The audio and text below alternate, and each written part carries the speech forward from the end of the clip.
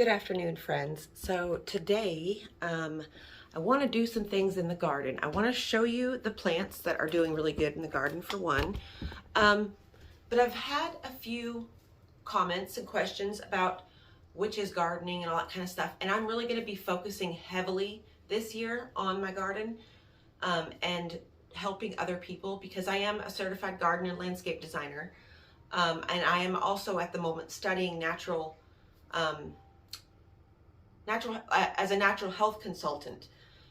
So somebody who can help you, guide you, and knows what they're prescribing, basically. Not really prescribing, but it's like if you want to grow a witch's garden for healing the mind and body, you just want to be careful because there's a lot of plants that are poisonous. But there's also a lot of plants that are deemed poisonous that also can act as a medicine at the right dosage.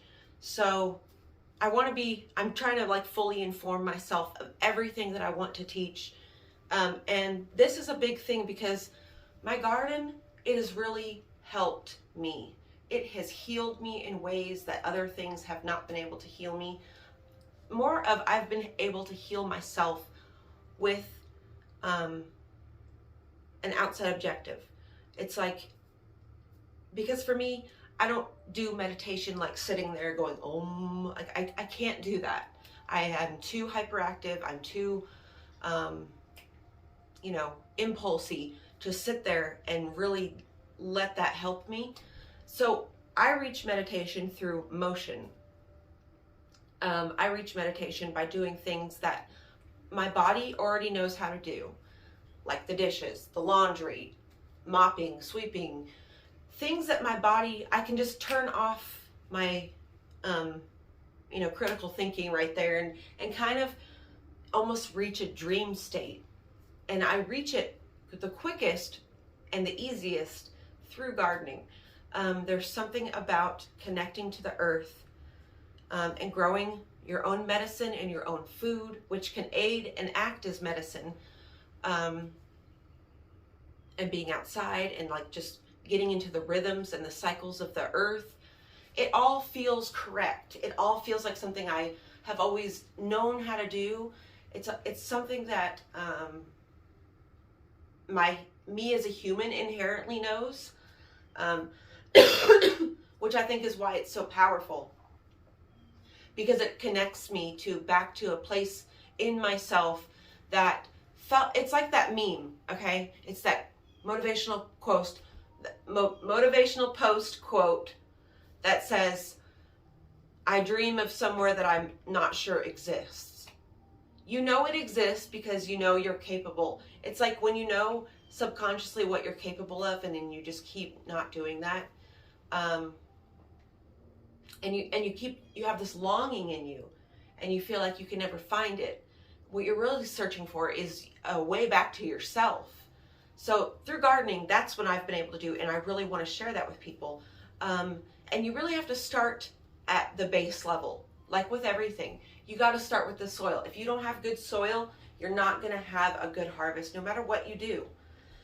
If you don't feed the soil, because the soil isn't just dirt, the soil is made up of microorganisms, like a bunch of just tiny living things. And it's all an ecosystem. And so when you start at the base level, you feed your soil. You feed your soil basically green clippings, so grass clippings. It can be, you can do the chop and drop method if it's not, plagued with pests or insects or anything like that. You can do the chop and drop method where you go to prune your plants and you just drop it and let it reabsorb back into the dirt.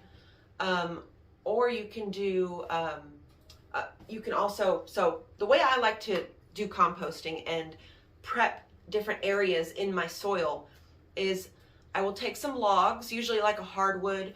I have a maple tree out back of my house, a sugar maple, so that usually works perfectly. I also have a cedar, and I've got a couple other trees. So I'll take clippings from that tree, like logs, and I'll bury it in the ground. I'm actually going to show you guys how to do this because it's a new method that I learned. Well, it's not really new a method. It's just like a process that I was already doing that I found out was an actual process. So like right here beneath my back window, you guys seen, or you can go look back if you haven't, over last summer, I grew coleus right here. And it was so big and beautiful and colorful, and it was doing so good. And when I dig in this dirt right here, it's like full of worms. It's full of lots of really good stuff. And the way you get that is you bury the logs, and then you layer like the green clippings, and then you want some like brown clippings, like dead leaves. Dead leaves are like garden gold, okay? And thank God I have a couple trees right above my garden that drop all of their leaves into my garden. I use dead leaves as mulch through the winter. I live in zone 7A, so I am in a temperate rainforest, and we have very, very, very mild winters, if there's even a winter at all, you know. But I take the leaves, and then you really want to like mow over them or get them all crunched up and real small, and then you bury that in your soil with the green clippings. And you can even do like vegetable, like if you, instead of throwing away your food scraps that are like fresh, like vegetables, fruit, peels, anything like that, seeds, skin, if you throw all that in your garden as well, it really feeds all of the soil and all of the organisms and everything, all the little insects and everything that's in the soil, which is what gives you a good harvest. So the first year, if you can actually go look back through my videos, I started really heavily gardening here at this house like 4 or 5 years ago maybe. And before I started to actually learn the process and actually do everything, my garden was sad. It was sad, but you have to start somewhere. So if you are gardening and your space does not look lush and beautiful, that's okay. You are learning. You are figuring out what fits in your space, because sometimes you can get something and it might not just work in your space and you think it's you. It's not. So number one tip, look around in your neighborhood. Look at your neighbors' yards. What flowers do they have? Like, look throughout the year too, because not everything blooms at once. Look throughout the year. Ask them what kind of shrubs, or even call your local extension office. They can really help you with a soil test. They can tell you what kind of soil you have. If you have like acidic soil or alkaline soil or in between and wet. There's so many things that start at the base level with the soil. So if you are gardening and you want to know how to garden more, get a soil test, do something. You can actually just get one of these too. I didn't do a soil test, but this guy, I got this off of Amazon. It's got 2 probes. Right here it's got dark, light, dry, moist, and then you can go to the pH side and it will tell you if you've got alkaline soil or acidic soil. So things that do good in acidic soil are like hydrangeas, pine trees, azaleas. There's a lot of things that do good in acidic soil, and if you don't have acidic soil, you could just like plant those in pots. So, but today, on this glorious day, this glorious Thursday, I want to plant these 3 guys. So here we've got some white icicle radishes. These are so freaking cool.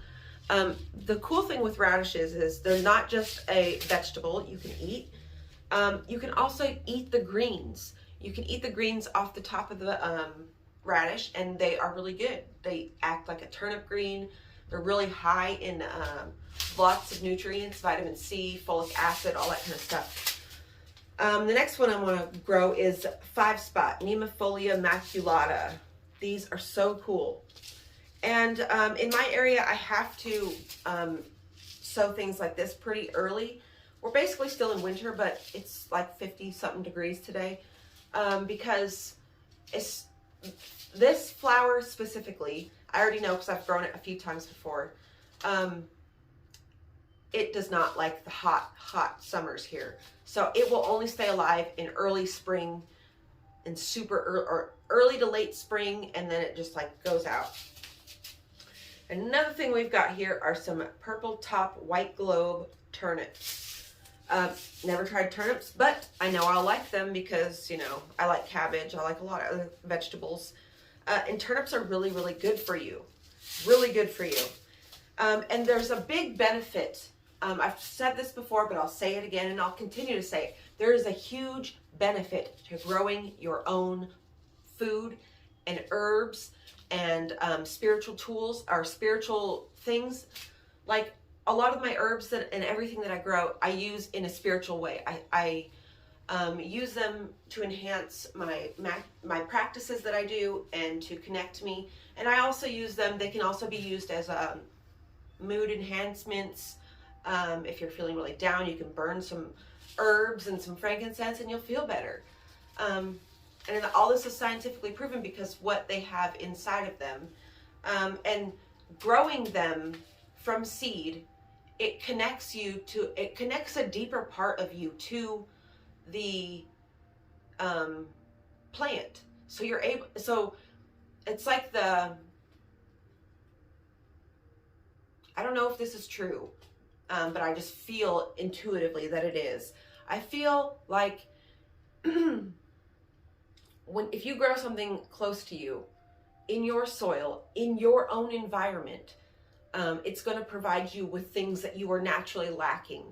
It's going to pick up on what you're naturally lacking through the soil, through oils, through spit, DNA, all that kind of stuff. You know, you interacting with the soil, it will pick up all that, and it will be able to figure out, you know, what you're needing, what your system needs.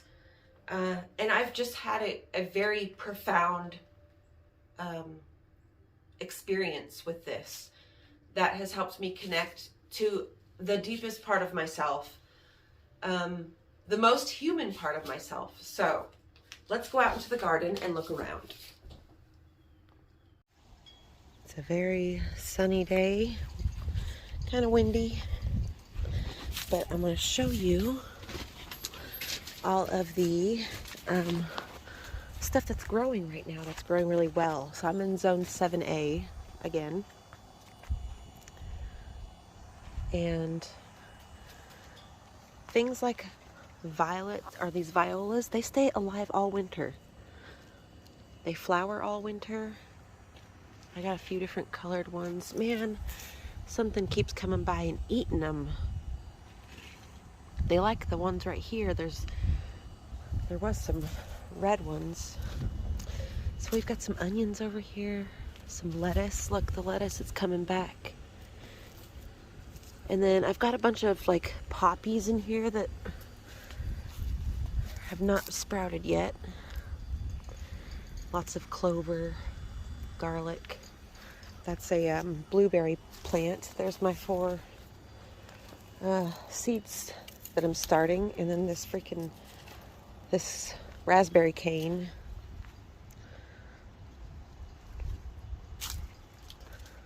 These herbs basically stay alive all winter too. The yarrow, you could see the yarrow is full of new growth. Then that sage, lavender, my mugwort and everything, those are all perennials, so they come back. This year though, I'm going to be really focusing on using up more of the space, especially going further up the hill. There's a really pretty grasses up on this hill, so I'm going to let them all grow this spring so I can cut them out and put them somewhere different. And I also have to move my weeping cherry tree right here, because I just didn't, sometimes I don't think. And see, right over here is the roots. I mean, the pipes, the water pipes are like basically right here. And the cherry trees right here. So that I don't want that cherry tree getting so big that it takes over, or the roots impede on the foundation or anything. Here's our Carolina Sapphire Cypress. Looks beautiful. It's a nice accent tree there. There's a Blue Point juniper that I put in. I know you can't see. Oh, because of the shadows are so... I did come in here and cut some of that. I've got a lot of things that I need to... Jixie, there you are. But I want to put some more... There's like a couple crabapple trees up there on that hill, and you can see there's a bunch of yucca. There's lots of yucca up there, and it kind of just, the yucca spreads, the birds spread the yucca. They eat the seeds. This pile here I gotta like kind of flip and bury, because so that I can break down some more. So I'm gonna do that real quick. Okay, so we are going to start building our berm. This will generate heat so you can grow different types of crops in it. So I'm just going to, so what we have to do first, see all this spot right here, I'm opening, like getting all that kind of aired out so it can dry out. And then I'm going to dig a hole, or like a trench right here. And then I'm going to fill it with like sticks and like wood. And then you pile different things on top of it. And then you put a layer of dirt over top. And then you plant into the berm. So I'm going to put this on a time lapse so you guys can watch.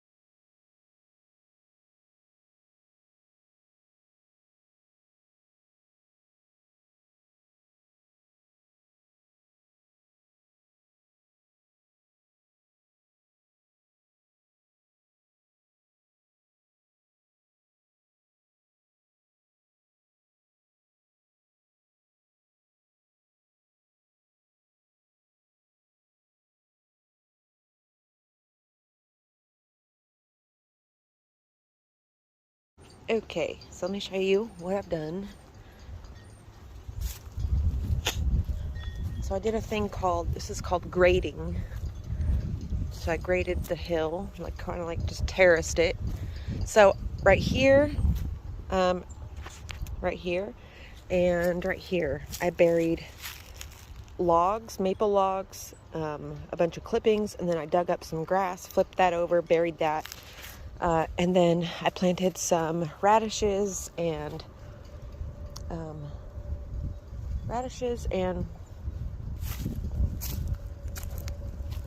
5-spot flowers. So you can see it looks like it's like 3 more planting beds right there. I do need some type of retaining wall because as it rains, that hill will start to slide down. I've been slowly carving the stairs out more, but yeah.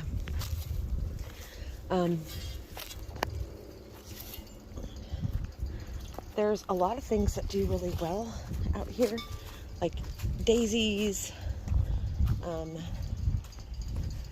lot of different stuff. I'll probably do a whole video on like specific things if you guys want that. If you do, just leave a thumbs up.